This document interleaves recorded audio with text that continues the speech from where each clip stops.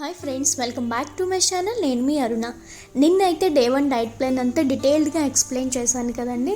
ఈరోజు డే 2లో మనం ఏమేమి తీసుకోవాలి, డైట్లో ఏమేమి ఇచ్చారు, అలాగే డీటాక్స్పై డ్రింక్ ఏంటి, బ్రేక్ఫాస్ట్ ఏంటి, స్నాక్స్ ఏంటి, ప్రతిదీ ఇది కూడా డీటెయిల్డ్గా అప్లోడ్ అయితే చేస్తాను. ఇంకా ఎవరైనా నా వీడియోస్ చూడకపోతే కనుక చూసేయండి వెళ్ళి. మీరు కూడా వెయిట్ లాస్ అవ్వాలి అనుకుంటే కనుక నా రెసిపీని ఫాలో అయిపోండి. అలాగే ఎంత క్వాంటిటీ తీసుకోవడం అనేది మెయిన్ ఇంపార్టెంట్ అనమాట. అలాగే మీరు డ్యూరింగ్ ఫాస్టింగ్ అప్పుడు కూడా ఏదైతే 16 అవర్స్ కానీ 12 అవర్స్ చేసేవాళ్ళు 12 అవర్స్లో కానీ ఫాస్టింగ్ విండోలో మనం ఏది పడితే అది తినేసామంటే కనుక మనం వెయిట్ రెడ్యూస్ అయ్యే ఛాన్సెస్ తక్కువగా ఉంటాయి. సో ఫాస్టింగ్ టైంలో ఓన్లీ లిక్విడ్స్ మాత్రమే తీసుకోండి. Water, lemon water, black tea or black coffee without sugar తీసుకోండి. అంతకు మించి ఆకలి వేసినా సరే ఈ ఫ్రూట్స్ తిందాము, కొంచెం ఆకలి వేస్తుంది, కొంచెం అన్నం ఎక్కువ తిందాము అని ఏమీ అలా పెట్టుకోకండి. అలా అయితే వెయిట్ లాస్ అవ్వడం కొంచెం కష్టమవుతుంది. అలాగే డే 1లో మనకి కొంచెం నీరసంగా అనిపించిందా? ఎవరికైనా అనిపిస్తుందండి. అలా మనం డైట్ అనేది కంటిన్యూ చేస్తూ ఉంటే నీరసం అనేది తగ్గుతుంది. ఎందుకంటే ఒకేసారి మనం తక్కువ పోర్షన్ తినడం స్టార్ట్ చేసాం కదా. నార్మల్గా ఉన్నప్పుడు ఎప్పుడు నచ్చితే అప్పుడు ఏది పడితే అది ఏ టైంలో పడితే ఆ టైంలో తినేస్తూ ఉండేవాళ్ళం కదా. ఇప్పుడు టైం లిమిట్ అనేది మనకి తగ్గింది, అన్నీ తగ్గాయి కాబట్టి కొంచెం నీరసం అనిపిస్తుంది. సో డే 2లో మనకి మేడం ఏమిచ్చారు, డైట్ ఎలా తీసుకోవాలి కూడా చూసేద్దాం. Let's start the video. మనకి ఈటింగ్ పీరియడ్ అనేది 10 o'clockకి స్టార్ట్ అవుతుంది కదా. 10 o'clockకి మనం ఫస్ట్ తీసుకోవాల్సింది డీటాక్సిఫై డ్రింక్ అండి. ఈరోజు డీటాక్సిఫై డ్రింక్ మనకి జీరా సోంపు వాటర్ అయితే ఇచ్చారు. దానికోసం ముందుగా ఒక బౌల్లో 1.5 కప్ వరకు వాటర్ వేసుకొని 1 టీ స్పూన్ జీలకర్ర, 1 టీ స్పూన్ సోంపు వేసి బాగా మరగనివ్వాలి. అది చిన్న టీ కప్ వస్తుంది కదా, చిన్న టీ కప్ ఉంటుంది కదా, ఆ టీ కప్ నిండా వచ్చేటట్లుగా మరగబెట్టుకోవాలి.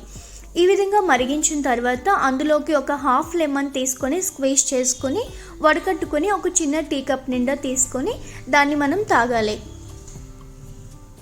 ఇదేనండి డే 2 డీటాక్సిఫై డ్రింక్ అయితే 10 o'clockకి కంప్లీట్ అయిపోయింది కదా. డీటాక్సిఫై డ్రింక్ కంప్లీట్ అయిపోయిన అరగంటకు కానీ 1 hour తర్వాత కానీ మనం బ్రేక్ఫాస్ట్ అయితే తీసుకోవాలి. ఇక్కడ ఈరోజు మనకి బ్రేక్ఫాస్ట్ కొబ్బరి చట్నీ అండ్ ఎగ్ దోశ ఇచ్చారు. కొబ్బరి చట్నీ కోసం ఇక్కడ 1 కప్పు కొబ్బరి ముక్కలు, అలాగే 2 ఇంచుల అల్లం, 2-3 పచ్చిమిర్చి, కొంచెం వాటర్ వేసి గ్రైండ్ చేసుకొని ఈ విధంగా ఒక బౌల్లోకి తీసుకోండి. దాంట్లోకి పోపు పట్టి వేసేసి పక్కన పెట్టేసుకోండి. ఇప్పుడు మనం ముందు రోజు అయితే దోశ బ్యాటర్ రెడీ చేసేసుకున్నాం కదా. ఇది కొంచెం పులిసి బాగా ఉబ్బింది. ఇప్పుడు దీన్ని ఒక బౌల్లోకి తీసుకొని కావాల్సినంత వాటర్ వేసుకొని దోశ బ్యాటర్ కన్సిస్టెన్సీ వచ్చేంత వరకు వాటర్ యాడ్ చేసుకొని ప్యాన్ మీద దోశ అయితే తీసుకోండి. అయితే ఇక్కడ ఎగ్ ఏమోని మనం బాయిల్డ్ ఎగ్ తీసుకోవచ్చు, సెపరేట్ దోశ తీసుకోవచ్చు. లేదు అనుకుంటే ఆ దోశ మీద ఎగ్ వేసుకొని ఎగ్ దోశలాగా తీసేసుకోవచ్చు అనమాట. ఇక్కడ నేను 2 చేసి చూపిస్తున్నాను. నేనైతే ఎగ్ దోశ తీసుకుంటున్నాను. ఎగ్ దోశ ఇష్టం లేని వాళ్ళు సెపరేట్గా బాయిల్డ్ ఎగ్ అయితే తీసుకోవచ్చు.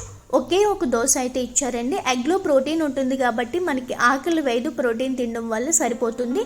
అలాగే ఒక చిన్న కప్పు కొబ్బరి చట్నీ, అందులోకి ఒక 2 టీ స్పూన్లు మాత్రమే పట్టింది. ఆ చట్నీ విత్ దోశ ఈరోజు బ్రేక్ఫాస్ట్ అయితే సరిపోయింది, ఫుల్ అయిపోయింది. మీరు డైలీ 3 లీటర్స్ వరకు అయితే వాటర్ తీసుకోండి. మధ్యలో ఎవ్రీ 30 minutesకి వాటర్ ఒక గ్లాస్ ఇలా 8 glasses వరకు వాటర్ తీసుకున్నామంటే సరిపోతుందండి. వాటర్ ఇంటేక్ మాత్రం మర్చిపోవద్దు. అలాగే 8 hours స్లీప్ అయినా ఉండాలి డేకి. నెక్స్ట్ బ్రేక్ఫాస్ట్ అయిపోయిన వెంటనే మిడ్ మార్నింగ్ స్నాక్ అండి. మిడ్ మార్నింగ్ స్నాక్లో మీరు ఏదైనా ఫ్రూట్ తీసుకోవచ్చు. పెద్దగా ఉంటే హాఫ్ తీసుకోండి, చిన్నగా ఉంటే ఫుల్గా తీసుకోండి. నేను ఇక్కడ ఆరెంజ్ అయితే తీసుకున్నాను. అండ్ కాఫీ, టీ తీసుకునే వాళ్ళు కూడా వితౌట్ షుగర్ తీసుకోవచ్చు. ఇంకా లంచ్ కోసం ప్రిపేర్ చేసుకోవచ్చు. ఈరోజు లంచ్ మనకి సాంబార్ రైస్ అయితే ఇచ్చారండి. ఈ సాంబార్ రైస్ కోసం నేను కుక్కర్లో 1 కప్పు వరకు కందిపప్పును, అలాగే 1 కప్పు బియ్యంను వేసి నీళ్లు పోసి శుభ్రంగా కడిగి అందులోనే కొంచెం పసుపు వేసి ఒక 3.5 కప్పుల వరకు వాటర్ వేసి విజిల్ పెట్టి ఒక 4 విజిల్స్ వచ్చేంత వరకు స్టవ్ మీద ఉంచండి. ఈలోగా మనకి సాంబార్ రైస్ కోసం చింతపండు రసం కావాలి కాబట్టి ఒక చిన్న నిమ్మకాయ సైజ్ అంత చింతపండుని తీసుకొని ఒక బౌల్లో నీళ్లు వేసి ఒక 10 నిమిషాలు అలా ఉంచేయండి. ఈలోగా మనకి రైస్ అయితే కుక్ అయిపోయింది. చూడండి, మెత్తగా కుక్ అయిపోయింది కదా. ఇప్పుడు మనం సాంబార్లో కావాల్సిన వెజిటేబుల్స్ అన్నీ కట్ చేసుకోండి. సాంబార్లో చాలా అంటే చాలా వెజిటేబుల్స్ వేసుకోండి. దగ్గర ఒక 10 రకాల వెజిటేబుల్స్ వేసుకున్నా చాలా మంచిదండి. వెజిటేబుల్స్ ఎక్కువగా ఉండాలి.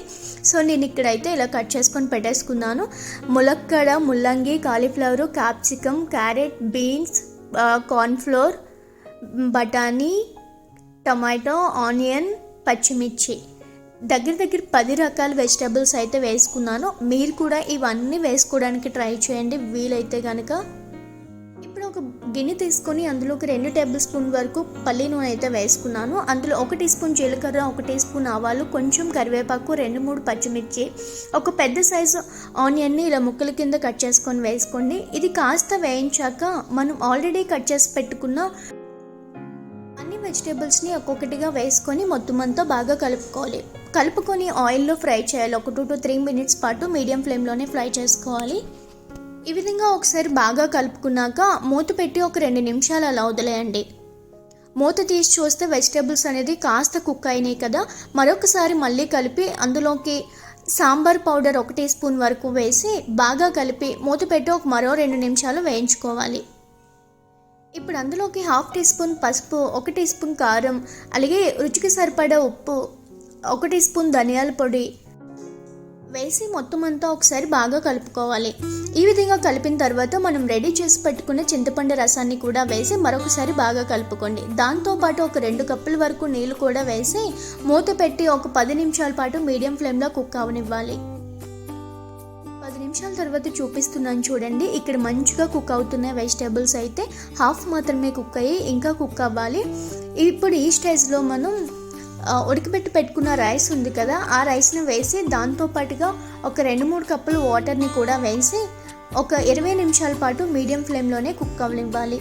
అప్పుడు ఉన్న వెజిటేబుల్స్ అంతా కూడా రిమైనింగ్ కూడా కుక్ అయిపోతుందండి. కుక్ అయిపోయి మనకి పర్ఫెక్ట్ సాంబార్ రైస్ అయితే తయారైపోతుంది.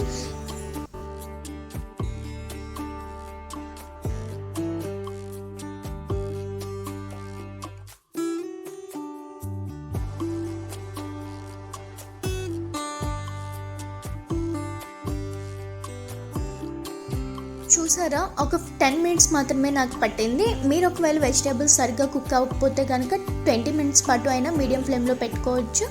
చూడండి ఎంత పర్ఫెక్ట్గా కుక్ అయిపోయిందో. ఎన్ని వెజిటేబుల్స్ వేసుకున్నానో నేనైతే చాలా మంచిగా ఉంది.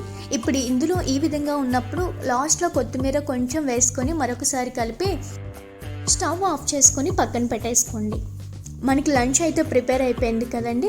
దీంతో పాటుగా మనకి లంచ్లోకి కావాల్సింది ఒక గ్లాస్ నిండా మజ్జిగ అండ్ ఒక హాఫ్ కుకుంబర్ సలాడ్. ఇక్కడ సాంబార్ రైస్ ఒకటే కాబట్టి ఎలాంటి వెజ్ కర్రీ లేదు కాబట్టి కొంచెం పెద్ద బౌల్ అయితే తీసుకున్నాను. రెగ్యులర్గా తీసుకునే దానికన్నా చాలా కొంచెం అండి. సో అందులో ఒక 3 గరిటెలు అయితే పట్టింది నాకు.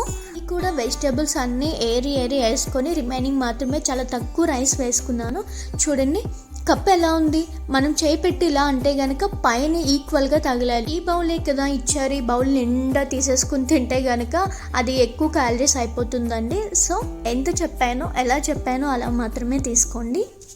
ఈవినింగ్ స్నాక్స్ టీ కాఫీ తీసుకోవాలి అనుకున్న వాళ్ళు టీ కాఫీ తీసుకోండి. దాంతోపాటుగా ఒక గుప్పెడు రోస్టెడ్ చనా తీసుకోండి, కొమ్ము శనగలు వేయించినవి. ఇవి ఒక గుప్పెడు మాత్రమే తీసుకోండి, సరిపోతుంది. నైట్ డిన్నర్కి వచ్చి మనకి ఇక్కడ ఫ్రూట్ సలాడ్ అయితే ఇచ్చారు.